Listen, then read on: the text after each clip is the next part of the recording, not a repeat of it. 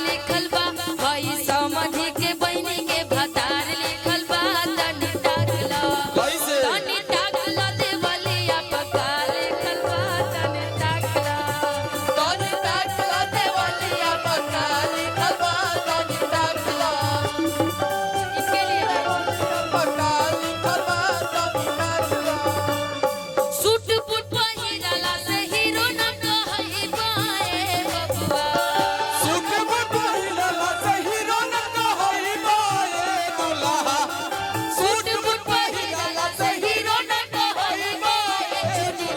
चुनी बाबा तू तला बुए का चुनी बाबा तू तला बुए का बाबा सूट बूट पहिरला से हीरो न कहई बाए बबुआ सूट बूट पहिरला से हीरो न कहई बाए बबुआ अरे बबुआ हां हां ए बबुआ तू तो हीरो न कहई बाए बबुआ तू तो हीरो न कहई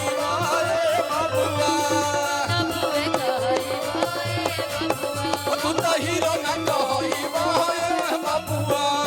रहरी के तीन पाता रहरी के तीन पाता रहरी के तीन पाता तीनों का चना रहे तीनों का चना रहे समाधि आपकी समझ जी समाधि के तीनों बहिनिया तीनों के लाल जी समाधि के तीन बहिनिया तीनों के लाल जी समाधि के तीनों बहिन एगो ही आई सी वैसी अभी मैं चुनू जी की तरफ से एगो ही आई सी वैसी एगो उड़न बाज हो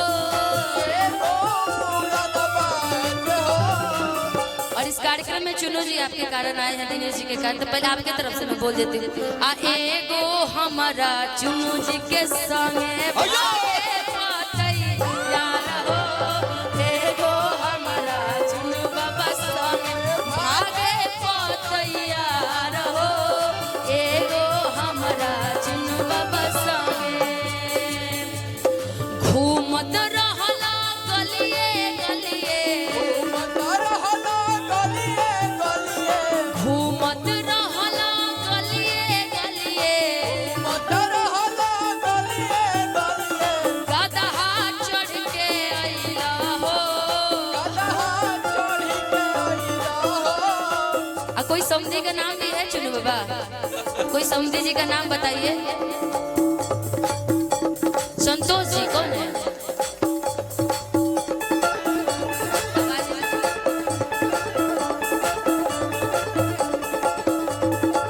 घूमत रहला गलिए गलिए घूमत रहला गलिए गलिए गदहा चढ़ के अइला हो एहो दामोदर समधि भरुआ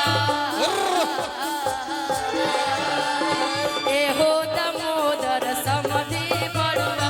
नमावा हसैला हो एहो दामोदर समधि भरुआ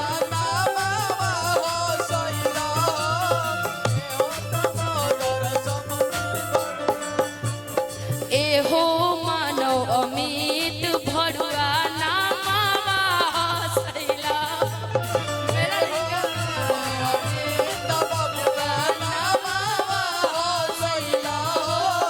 मछरी के चाकर चुइया मछरी के चाकर चुइया सौसे लागल जोगाड़ हो सौसे लागल जोगाड़ हो मानव अमित जी के तीनों बहिनिया तीनों के तीनों छी नार हो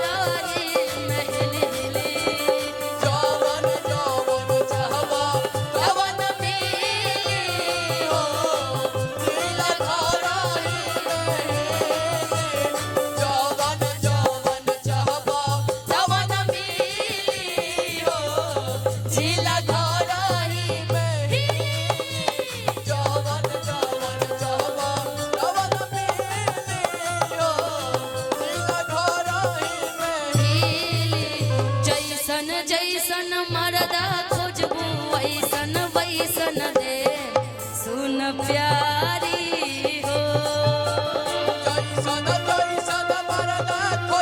आप समझिए कि कौन है सोना प्यारी हो। कोट वाला खोजबू तो चुन्नू बाबा के दे कोट वाला खोजबू तो चुन्नू बाबा के दे शर्ट पैंट खोजबू है तौली वाले के दे शर्ट पैंट खोजबू है तौली वाले के दे संत मर्द खोजबू अमित जी के दे सुन प्यारी श्रीमन नारायण अरे संत मर्द खोजबू अमित जी के दे सुन प्यारी हो। जैसन जैसन मर्दा खोजबू वैसन वैसन देव सुन प्यारी हो। जैसन जैसन मर्दा खोजबू वैसन वैसन दे सुन प्यारी हो। सावन मासे समधि काहे ना आइले सावन मासे समधि काहे ना आइले कटहर के रउआ अधिकारी जी कटहर के रउआ अधिकारी जी ए जी कटहर के रउआ सताई जी। कटहर के रउआ अधिकारी जी कटहर के छील छील मुंह में खियाई दीजी